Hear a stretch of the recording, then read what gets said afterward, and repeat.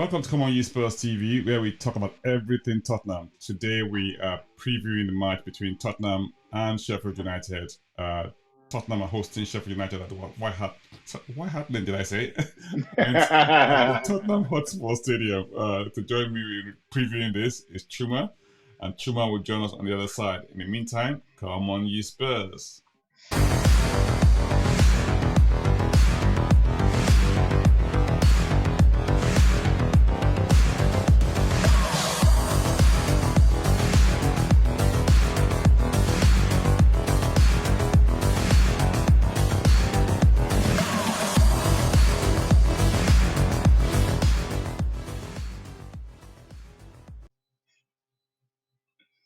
Welcome back.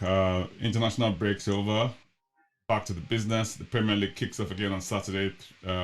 We have the 3 p.m. kickoff. I always love 3 p.m. kickoffs actually. Chuma is joining us. Chuma is going to do a bit of housekeeping, won't he? Let's see what he does. Indeed. Good day, good morning, good afternoon, good evening. Come on, you Spurs Nation. For those of you who are joining us for the first time, and if you haven't done this before, can we just ask you to please smash the like button, share, click the notification bell to let you know when Soji and I are going to be on, or we're putting anything out on the channel. And if you could also comment and also send messages to us about what you'd like to hear, what you'd like to hear us talk about, or even move the channel in any kind of direction that may interest you, please let us know. Come on, you Spurs. Thank you very much, Chuma. All right, lovely job. All right, back to the grind. We came into the international break off the back of a 5-2 victory over Burnley away at Turf Moor. Now, on paper, it's one of those, banana skin type matches, because you just never know with teams that are, not necessarily as rated as high as you. But we thankfully have a good record against promoted teams, and but started the match and went 1-0 behind, and if you probably thought, here we go. And but it ended up being served a big dose of Anschwest, and I think that match, I think we were talking off air. You were saying how many times you went back to have a look at it, didn't you? Yeah, I've watched it multiple times. Like I've watched it. I've watched it several times. I especially go back to that second half. I watched the first half a bit, but the second half I go back to just to see the sheer domination, and like it's for Spurs fans right now. I think it's almost unbelievable where we have a situation where we go one goal down and no one is really panicking. I don't think we've had this feeling since Pochettino's Spurs, because then even if we went down, we know that we're going to press you to death and we're going to score. We're going to score a couple more. But this with Ange now, I don't know. It's much the same. You're thinking, okay, defensive problems. We know we have defensive problems. We know we play a high line. We know these things are going to happen. But what we know now is, with the kind of manager we have, we're going to fight you to the end. And that's the thing that I think has been missing from Spurs, is fighting you to the end. Like, we're going to come here, we're coming to get these points. And to be honest with you, I watched Burnley last year. I'm a fan of company ball, but my goodness, I'm a bigger fan of Angeball, and he has lived up, in my opinion. Everyone's saying it's 4 games in. No, it's the adapting to his method that is my thing. And to watch these guys play out from the back, it's nothing sweeter to watch, or nothing encapsulates Ange ball more than watching the last goal for Spurs and Son's hat trick, where Romero saves the ball from going out. It goes to I think, who got it? I think Poro gets it. Poro gives it up back to him. It goes to Bissouma. Bissouma touches it back. It moves all the way around the pitch. I think the only player who didn't touch the ball in the entire move was Kulusevski. Everyone else did. So that's That's 9 outfield players touch the ball, and then Poro puts in that delicious, delicious pass to Son. Son takes it in his stride and scores. That was Angeball for me. Pass, pass, pass. One touch, two touch. Nobody stays on the ball too long. And I, like I said, I've watched that goal several times. I watch it. I watch it in different ways. I watch it to see this to see the passing. I watch it to see Poro's pass. Then I also look at the crowd to just see how they're anticipating what Son's about to do. I actually just watch everybody individually, and I'm like, look at this. This is just beautiful to watch. And the fact is, I told you off air that someone said Spurs are going to put someone to the sword, 7 or 8 goals. We've done 5. I think we can do 7. And that's not me boasting. It's just saying that's what I expect. I love the glass half full vibes we're getting from Ange, especially from you as well. I mean, and it seems to be the vibe all around. I mean, I don't know if you notice anything online, but a lot of blogs, a lot of YouTube channels, a lot of Twitter Even chat, even even ri- even rival fans. even That, rival that that's fans that's the and thing. so on Rival lately fans.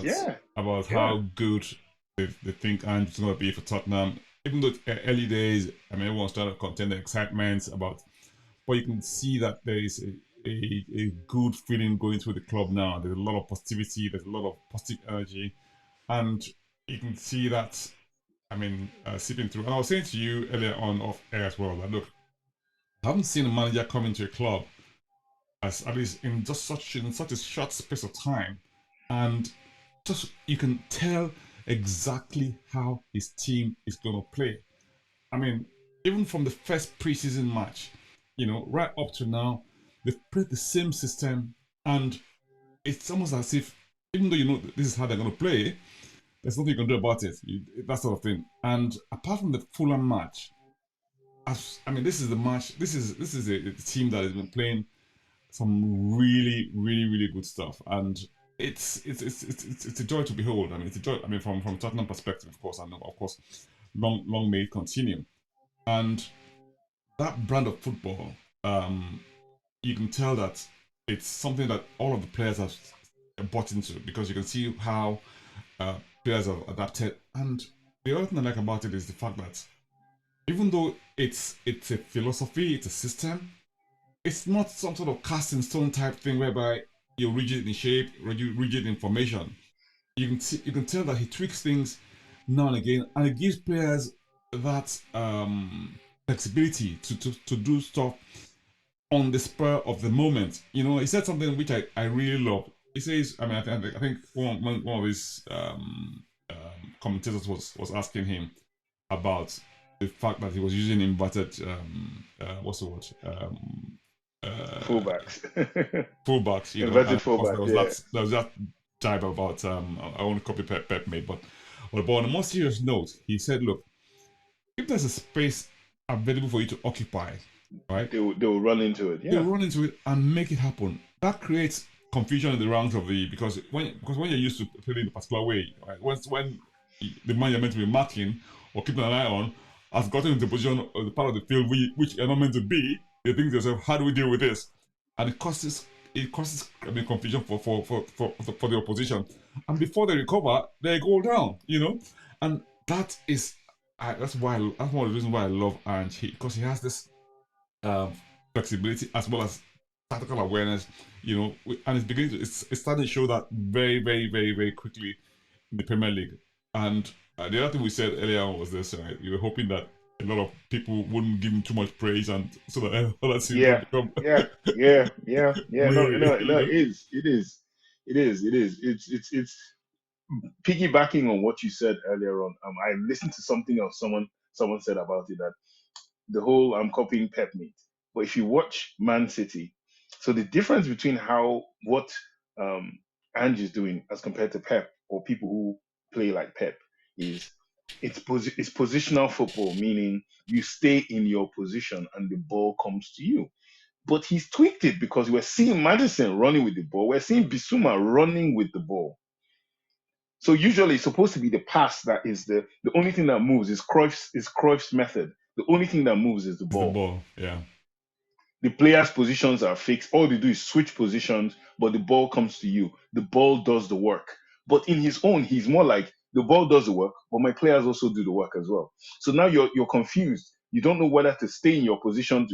Is the guy going to stay still, or is he not going to stay still? Is he going to turn? Is he going to? And Madison is strolling through, like we said in the last pod. Madison is dropping deep. Madison is coming to the ball. Bissouma is dropping deep, getting the ball, bringing it forward. Udogi can go on a run. Udogi can just go on a blitzing run. Poro checks inside central midfield to be closer to Bissouma, and he's playing passes over the top. I mean, it's you know, everyone's saying, we shouldn't go overboard, and we really aren't. But it's just the fact that we're not only enjoying it, we're seeing the possibilities. It's when you realize what your manager is trying to do, or your coach, and you're actually seeing it work. And I understand what he's doing in the fact that he likes mobility. And look at the players he's targeting. They are mobile players. They are very mobile. He's not into, I can understand, like I said to you before, the Højbjerg thing. Højbjerg is sort of stiff. And it's not that he's not a good player. It's not that he can't pass. Højbjerg used to move when he was in Germany. I watched him at Bayern Munich. Well, over the years, he's become this defensive, hard man kind of guy. And he doesn't move as well. If you watch him, he's very static, which is why it's very good to close out a match with him, because all he's going to do is shore up, stay in position. But Ange likes players that look at Solomon, look at Udogi, look at Bissouma, look at Pape Matessa. They are covering ground. I think if we look at the ground we've covered this season, 4 games only, compared to last year, the difference is clear. Where we were just sitting back, waiting for everybody to come upon us, and then no, this one we're going out, we're seeking out the ball, seeking to hold you, destroy you. You're looking at the miles covered by Van de Ven alone, going back and forth. Oh no, it's like you said. I wish we could stay under the radar, but it's when you got a diamond, it's hard to stop a diamond from shining. From shining. That's That's how the it thing. goes. I love that. It's when you got a diamond, it's hard to keep the diamond from shining. And it's shining bright. Long may it continue. Come on, you Spurs. Come on, you Spurs. That's all. But I love the TalkSport interview from yesterday where they said I think Jim White asked him about the North London derby in 24. He said, "Look, I'm thinking about Sheffield United, one game at a time, mate." And I was like, exactly. That's exactly the kind of answer I expect from him. Not saying, "Oh yeah, we're going to take the North London derby." He said, "No, no, no. It's a big game. Everybody's told me about this game since I arrived in London. But I've got Sheffield United to play, and I can't disrespect Sheffield United. I have to come, and But I think there was a video that came out on Twitter yesterday. I think it came out on Twitter and YouTube where someone says Spurs are still. Don't forget, Spurs are still missing their midfield general, and it was a compilation of Bentancur. And I just said to myself, I love Pape Matissa, but my God, Bentancur running in this midfield. Oh, Gosh. it's just something. It's going to be something to behold. I really can't wait for Bentancur to come back and come back the form that he left off, because I mean, okay, you have when players come back from injury, sometimes they might not be, they don't come back with sense of form. I mean, look at what happened to Kulusevski, for instance, right? His post-injury form hasn't been as great as when he first got. He's picking it up again, but it's taking a bit of time for it to come together. Slow, yeah. But I mean, some players come back and it was just kick off from where they left off. What I'm thinking is this, right? So this is me looking at Ange and say, okay, we've got this match against Sheffield. Sheffield United are not a team you want to sort of underrate. You don't want to underestimate them under any circumstance. And I love the fact that he said, look, we've got Sheffield United at our next match. I want the match. Granted, they play at home against City, and I think City were fortunate to come away with a win in that match, because it could have ended up being a draw. Because I mean, Sheffield scored twice, against City, and it wasn't. They were well taken goals, from that young man. Yeah, I can't remember his name now, but he's a threat, and they played on the counter attack, and with the way that we play, whereby we stifle teams, we sort of what's that? What's that expression we call? We call it. We put a foot on their neck, On their and neck. We hold them down. and Yeah. don't let teams breathe, and because you sort of stabilize transitions, but sometimes, of course, teams get away and they create, great opportunities down the other line. The key is how you deal with those transitions and Yeah. turnovers. Now we've dealt with them reasonably well so far, and there's one view that says, look, the matches we've played so far probably expected to win most, if not all of them, given the opposition and where those opposition are. Brentford, okay, we drew away. It wasn't a totally unexpected result, but if we had won that match, it wouldn't have been a big surprise. Man United, okay, the story is that okay, they're not playing as great as they should be, or they're not in Yeah. great form. So you've beaten what might call the fallen giants. Not a big total surprise, given where they are at the moment, right? Bournemouth, okay, on paper, he should beat Bournemouth.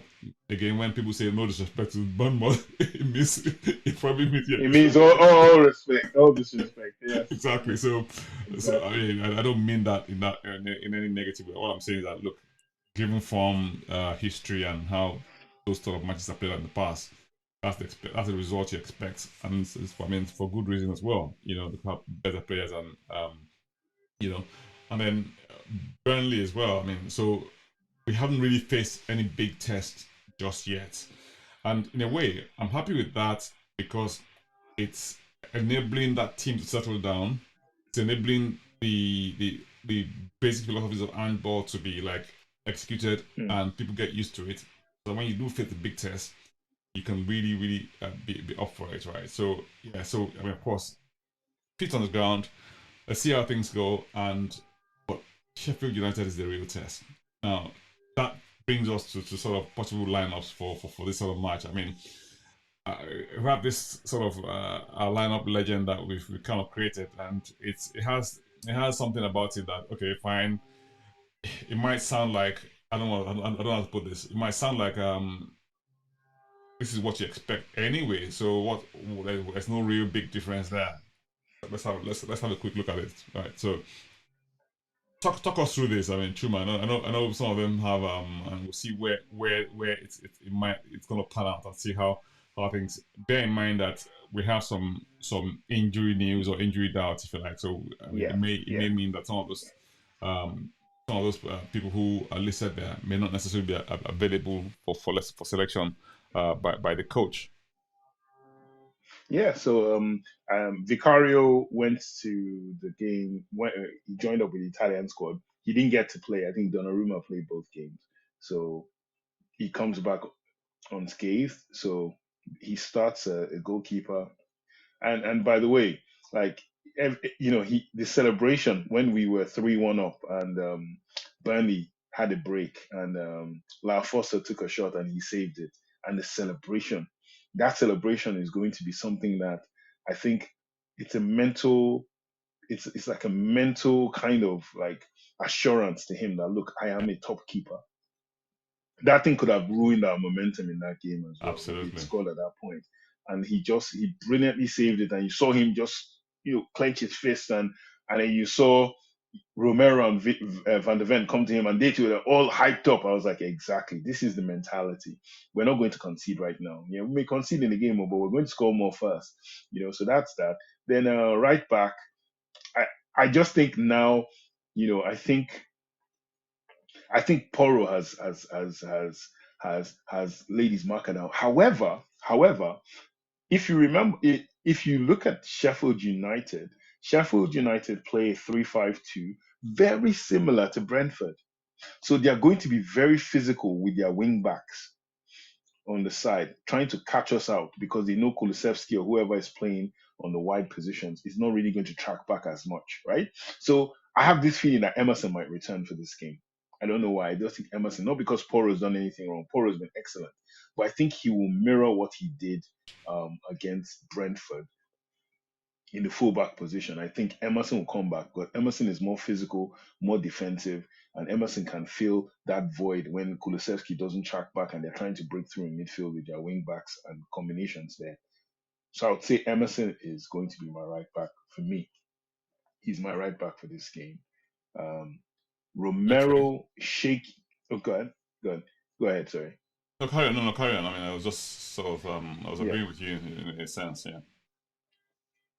Yeah, so Romero, a Bolivian player, stepped on his leg and you could see a twist on his foot. But from all accounts, he continued playing on, typical Romero. Um, and the Argentines are saying they're going to do a scan and they don't know if what the situation is. But I think he's going to be okay. He's a trooper. Van de Ven, I think he came on as a substitute in one of the Dutch games. I don't think he started any of them. I think he came on as a sub or was on the bench for one of So the games. he was on unused substitute in the first game. I'm not He sure was if he on came on unused the substitute second in the game. first game. Okay, yeah, his second game he wasn't even selected. He was in tracksuits. Yeah, Right, okay. so he hasn't played at all. So he hasn't played at all, which is wonderful for us. Yeah. You have to be selfish. Udogi had a complaint early, and I think he was sent home, but I think he's Right. okay now. So he didn't go. Yeah, he had a fever, didn't he? So he came back on Yes, he early. had a fever. Yeah. He had Ange fever. So that's what happens when you're away from Daddy Ange for too long. You get Ange You fever. know? So he's back. Pape Matissa, did he play any of the internationals? But I think he's back as well. Bissouma, the second game was called off, and he played the first one. Second game was called off because of a waterlogged pitch or flood or whatever. So Should we he just was sort of fully pause a fit. little bit and talk about Bissouma just for a wee bit? I don't know if anyone saw the assist he had against in his first match. You know, I mean that was just absolutely ridiculous. Ridiculous, you know. I mean, right now his confidence is through the roof. Like right now, Bissouma believes. I always think of one of my favorite movies. I think it's probably in my top 10. I don't know if it's my top 10 really, but The Matrix. There's a part in The Matrix where um, they tell the main character Neo that he's the one, but he doesn't really believe. Lawrence Fishburne's character Morpheus tells him. Then at the end, they come to rescue Morpheus, and he starts doing some stuff, and then the guy at the other end tells him, "How is he doing this?" And Morpheus just says, "Because he now believes. He knows that and that is everything." And I look at Bissouma, and Bissouma knows. He knows that this is my time. And I loved listening to what Ange had to say about him on Talk Sport as well, where he said, from the first four sessions, he could just tell this guy's on it. And he told him, "You can be a leader in this thing." He said the guy, because I saw the videos, he was working out incessantly over the summer. He was gearing up. He wants to prove that I am not a flop. I am not a transfer flop. And he's just trying things. The way he shields the ball, I'm not going. I may say this, and Spurs Nation, I'm really sorry. It may sound like sacrilege or an abomination or anything. They're comparing him to Musa Dembele. I think he may be a bit more than Musa Dembele, and I'm sorry. It may sound harsh. He hasn't gotten the sample of, but there's just his movement is it does sound harsh. next level. It does. No. I'm a Musa Dembele man for life. I'm Musa Dembele for life. I think one of the things that cost us, I actually agree with Kieran Trippier. What cost us the Champions League final wasn't necessarily the Kane thing or playing Lucas. It was the fact that in midfield we didn't have Musa Dembele. If Musa Dembele was there, we didn't care. We'd have owned the ball. We'd have bullied Liverpool's midfield. And that's my view. He should never have been let go. We should have just said stay to the end of the season, then go, not January. But I see vibes. I see those vibes in Bissouma, and I don't know where he's going to take it to because it's so much more he can add to his game. I think Bissouma is good for 5 to 10 goals in a season, or 5 to 9 goals in a season. But those passes, his passes, man, he has vision. He can outside of the foot. There's the way he does it. He does this thing where he sort of shakes to go out and he comes back inside and he just lays a pass off. It's wonderful. I mean, leaving defenders for dead, leaving keeper for like totally sending them on the whole stadium on errands, and it's just laid it on the plate for the goal. Absolutely amazing assist. Absolutely amazing. Right, let's move on before we get too distracted. So you got Bissouma, and of course Starboy Madison, who Gareth Southgate did to him what I think is a curse for Tottenham playmakers. I think it's a curse for Tottenham playmakers. I don't know if you remember. Of course, you do remember back in the day. Glenn Hoddle was this amazing thing for us, but every time he went to England, he was pigeonholed to becoming like some kind of defensive midfielder, central midfield player, or they want to play him out wide because then we didn't have a 10 system or 10 tactic, a number 10 tactic. So Glenn Hoddle, he played well for England, but he was never his Tottenham self. Gareth Southgate puts Maddison on the wings. Why? And then the reason why this is so annoying is because he came out with a statement about Phil Foden saying there's a reason Pep plays Phil Foden wide and not central, so I won't do the same. And I'm thinking, okay, so if the club plays Foden one way, you respect that, then why don't you respect that from Maddison? But Madison sitting on the bench, second game is our game because once again, uninjured, playmaker, vice captain, he's back. I see him starting. I see him trying to create as much in this game as well. So yeah, Madison's there. And then Kulusevski, interesting. Kulusevski, I think the first game Sweden played, I think they won like 4-5 goal. He set up like two, scored one himself. Kulusevski was Kulusevski that we know in that game. He was everything. The second game they lost to Austria 3-1. I think he scored the only goal. He looked good for Sweden. Even in the loss, he looked good. It looks like something has shifted in Kulusevski, and I'm here for it. And I think he will start. Um, but I look to see Brennan Johnson come on in the game. I think Brennan Johnson will come on. And then for the other wing position, because I believe Son will start, I think Mano Solomon gets the left wing spot, and then Son in the middle. Son too was carrying an injury, but he was carrying an injury pre the game for South Korea, and he played the game for South Korea. So I don't know if he had an ice pack on his knee in the pictures. I don't know what the situation is. There's nothing coming out of Spurs so far regarding the injury, but I think he will start. Richarlison may come on. Richarlison played well for Brazil, missed the sitter in the first game that the cameras caught him on the bench in tears. Like I think it's mentally overwhelming for him what's going on to him right now. But I think Richarlison should stick to it. He shouldn't back down. He's a very emotional player, and the minute the floodgates open for him, it will be better for him. But I think he'll be a sub in this game, and I hope he comes on and scores. That's always my dream. Anytime I see him come on, is just get one chance and just put it away, and all these things will be behind you. It will all be behind you. Absolutely. So that's my team. Solomon, I'll keep. Solomon played well for Israel 2 games in a row. Brilliant playing. I think I don't know if he's captain of Israel. I'm not sure if he is. Looked like he was. All right. Romero, did he go to Bolivia? The match that Yes. They were all sucking oxygen oxygen tanks because of the altitude. the altitude. Right. Yeah, they were on that. But yeah, the guy stepped hard. That injury looked somewhere off key to me. But you know him, he's a warrior. He still stood up and did his thing. And then Messi praised him after the first game as well, that he's the best central defender in the world.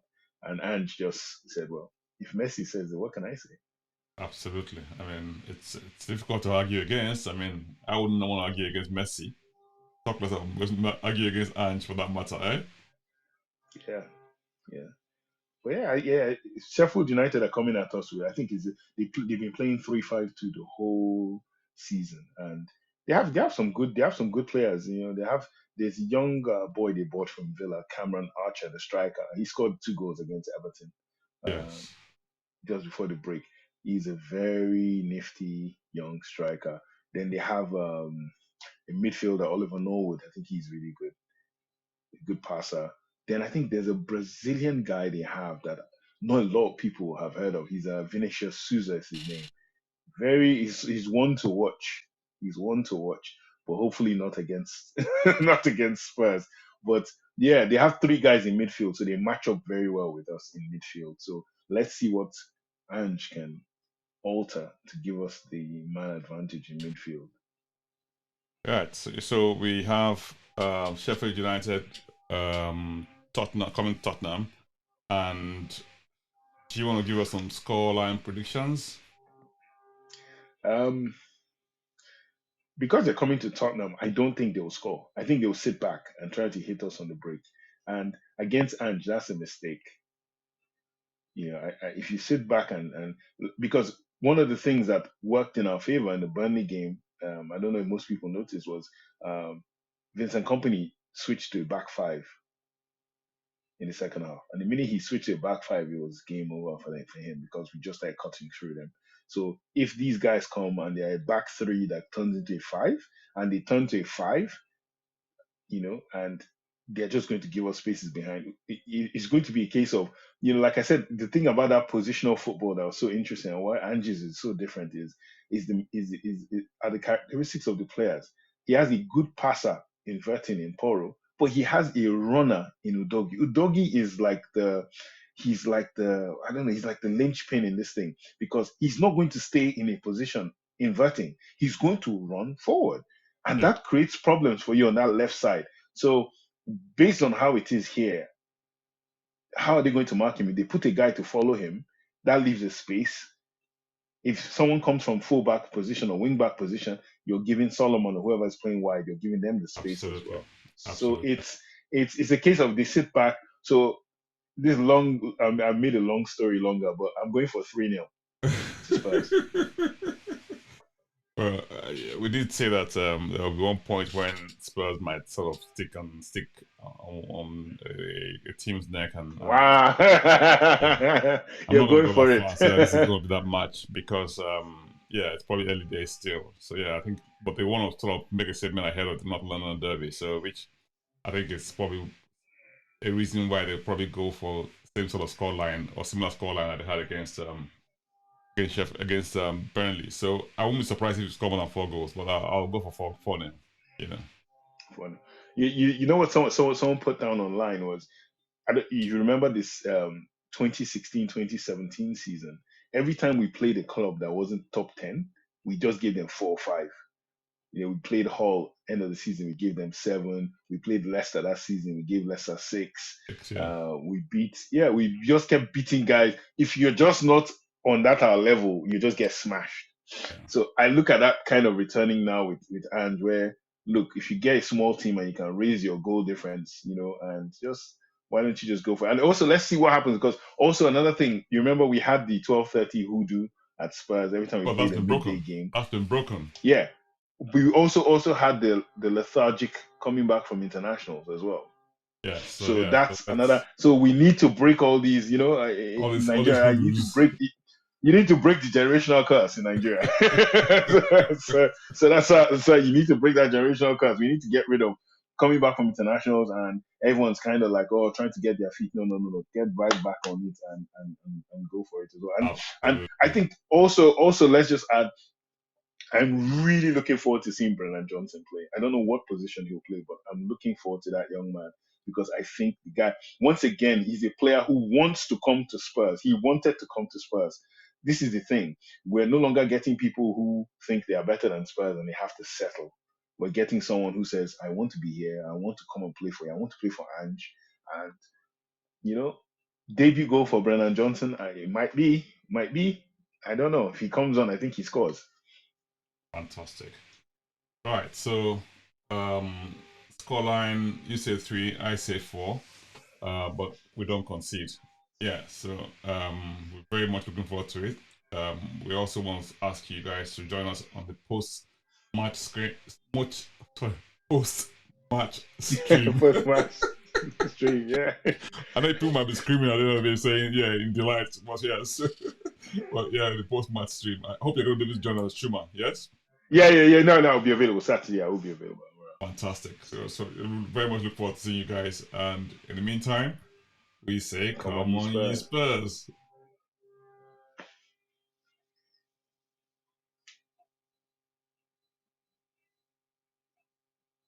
What have I done? I've done something totally wrong, haven't I?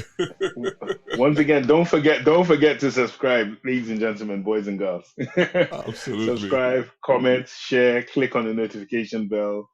Smash that like button. All the likes help the channel. Please do.